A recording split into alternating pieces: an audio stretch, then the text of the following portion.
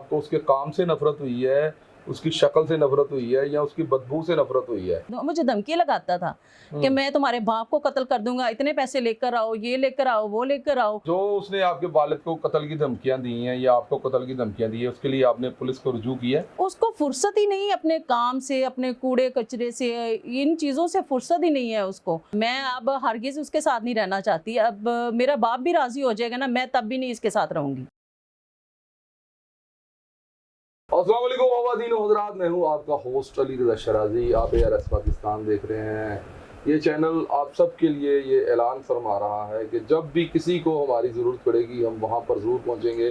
Programme का आगाज़ करने के लिए आपको छोटा सा एक शेर सुनाना चाहता हूँ। तमन्ना दर्द दिल की है तो कर खिदमत फ़कीरों की, नहीं मिलते ये गोहर बादशाहों के खजीनों से। एक वायरल वीडियो आपने अक्सर यूट्यूब चैनल पर देखा होगा, अशरफ चंगड़ और मिसिस अशरफ चंगड़ का। उनकी कंट्रोवर्सी हो गई है, अलहदगी हो चुकी है, और आज किसी हमारे दोस्त ने रेफरेंस के साथ मिसिस अशरफ चंगड़ के पास भेजा है और उनकी हम दाद रसी के लिए पहुंचे हैं। आए उनसे बात करते हैं और जानते हैं कि ये कंट्रोवर्सी क्या है और इनकी अलहदगी क्यों हुई है। आइए मेरे साथ। अस्सलाम वालेकुम मैडम, कैसी हैं? वालेकुम अस्सलाम सर, आप कैसे हैं? ठीक है। अल्लाह का शुक्र। अरसान भाई ने बताया था आपके बारे में कि आप काफ़ी परेशान हैं अपने हस्बैंड की वजह से। तो आप मुझे ये बताएं कि ये अशरफ चंगड़, आपको ये बीमारी कब लगी थी? आज से 1.5 साल पहले लगी थी और फिर मैंने शादी कर ली उससे। तो ये क्या हुआ था, आपने क्यों यानी कि इस तरह के बंदे से शादी कर ली? मोहब्बत हो गई थी ना। तो मोहब्बत तो आपको पता है अंधी होती, कुछ पता नहीं होता क्या है क्या नहीं। उस वक्त तो इंसान बस सोचता है कि मैं मर जाऊंगा इसके बगैर। यही हालत मेरी थी, मैंने इससे शादी कर ली। मुझे नहीं पता था कि ये अपनी औकात दिखाने में इतनी जल्दी करेगा। तो मोहब्बत अंधी होती है, चंगड़ ने मगरी प्यार करने वाला नहीं, देखे इंसान कोई पसंद आ जाए तो उससे शादी करना कोई जुर्म नहीं है। तो इतनी जल्दी नफरत भी हो गई आपको उसके साथ? उसकी हरकतें ऐसी हैं, उसकी हरकतें दिन ब दिन बढ़ती जा रही थी कि मेरी बर्दाश्त खत्म हो गई थी अब। तो 1.5 साल में बच्ची बच्चा नहीं हुआ? नहीं, क्या कोई फनी प्रॉब्लम है अशरफ चंगड़ को?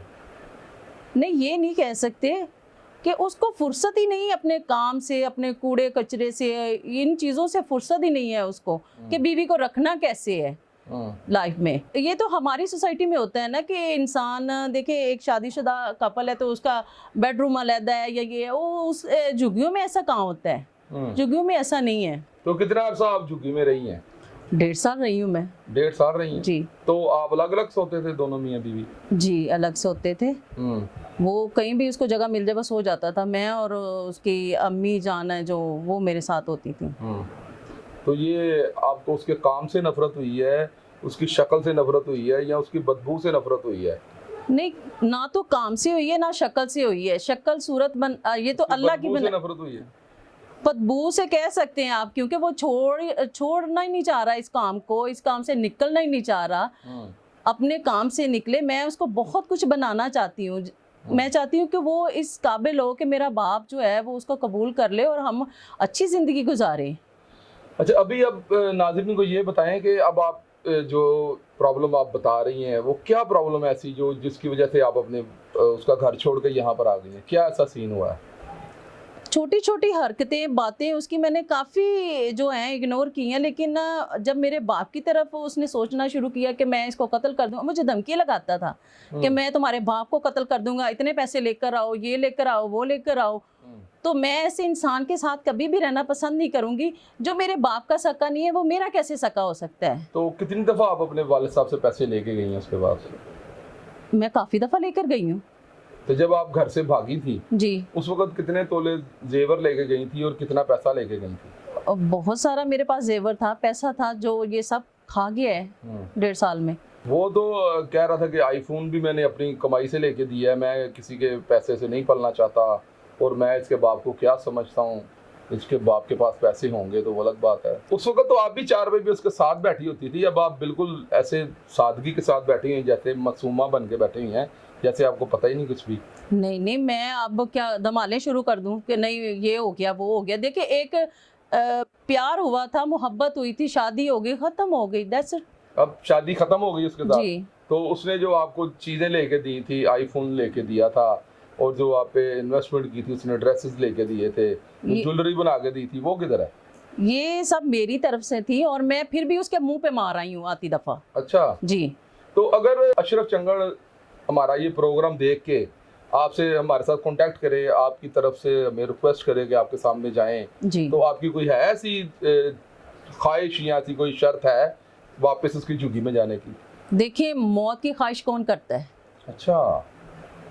कौन करता है? मैं तो हरगिज़ उसके साथ रहना नहीं चाहूंगी और ना मेरा कोई ख्याल है। तो जब आपने शादी की थी तब आपको पता नहीं था ये झुग्गी वाला है? झुग्गियों में रहना या झुग्गी वाले होना, चंगड़ होना कोई जुर्म नहीं है। ये सब तो देखिए, जात तो अल्लाह की है, हम सब मुसलमान हैं और सब बराबर हैं। कोई ना जात छोटी होती है ना बड़ी होती है। चंगड़ होना कोई जुर्म नहीं है, कोई गुनाह नहीं है। इंसान अच्छा होना चाहिए। तो वो अच्छा इंसान साबित नहीं हुआ? नहीं, ये मेरी नज़र का धोखा था। मैं समझती थी कि बहुत आजिज और बहुत अच्छा इंसान है, लेकिन ऐसा नहीं है। उसके अंदर लालच है। तो वो तो कहता था मैं आपको स्विट्जरलैंड लेके जाना चाहता हूँ, तो आपको मरी तक भी लेके गया कि नहीं? नहीं, नहीं लेके गया? नहीं, ऐसा नहीं हुआ। अच्छा, तो आपके पास पैसे थी, आप ले जाती उसे बांध बूंद के पटे के साथ? नहीं, उसको जहाज पे बैठने किसने देना था? नहीं, मरी में जहाज की जरूरत तो नहीं होती। नहीं, स्विट्जरलैंड की बात कर रही हूँ ना मैं जी। स्विट्जरलैंड नहीं जा सकता था। अच्छा जी। तो अब आपने बिल्कुल ये फैसला कर लिया उसे अलग होने का? जी, मैं अलग हूँ और अलग ही रहूंगी। जो उसने आपके वालिद को कत्ल की धमकियां दी हैं या आपको कत्ल की धमकियां दी है, उसके लिए आपने पुलिस को रुजू किया? नहीं, अभी तक तो मैंने पुलिस से रुजू नहीं किया। मैं मीडिया और आप लोगों का जो है वो आसरा लेना चाह रही हूँ कि ये मीडिया के थ्रू ही बात जो है वो ख़त्म हो जाए और ठीक हो जाए। आपका मकसद ये है कि आप लोग पब्लिक फिगर हैं और फेमस और वायरल, आप दोनों का जो सिलसिला था वो हुआ था, तो ये पब्लिक ही आप लोगों का फैसला कर दे? पब्लिक ही फैसला करे, ये बेहतर है। ये बेहतर है जी। आपकी ये लाइफ में जो प्रॉब्लम आई है ये कब से शुरू हुई है? सोशल मीडिया पे आने के पहले या बाद में? खाना खराब तो उसने किया था जिसने पहली दफा इंटरव्यू किया था हमारा। उसका बेड़ा गर्क हो, सत्यानाश हो। मैं तो इसको बद्दुआएं देती, झोलियां उठा के तेरा कक ना रवे, तुमने हमारी जिंदगी बर्बाद कर दी है। जिसने पहला इंटरव्यू किया? जी। तो जो अब कर रहा है उसका क्या करेंगी? नहीं, देखें, आप तो मेरे तावन करने के लिए आए हैं मेरे पास। मैं आपके साथ तावन करने के लिए आया था। नहीं, तावन नहीं करने। कर दे कैमरा, कोई इंटरव्यू नहीं होना। आप कैसी बातें कर रहे हैं? मेरे कहने का मतलब है, अब आप जो पहले आप लोगों को पब्लिक के सामने लाता है, आप उन्हें बद्दुआएं दे रही है, मैं भी पीछे से बद्दुआएं देंगी आप? नहीं, उसने तो गंदा ही कर दिया हमें घर में। अच्छा जी।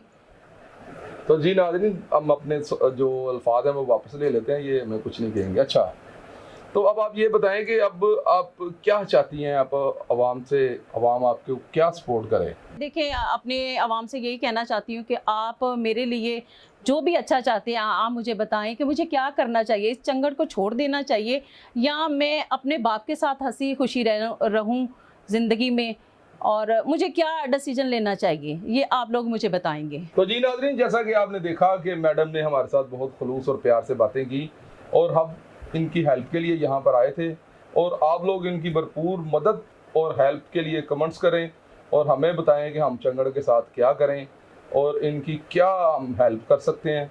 तो इसी के साथ हमें दी इजाज़त। देखते रहिए ARS वक्त मैडम, बहुत शुक्रिया। बहुत थैंक यू सर।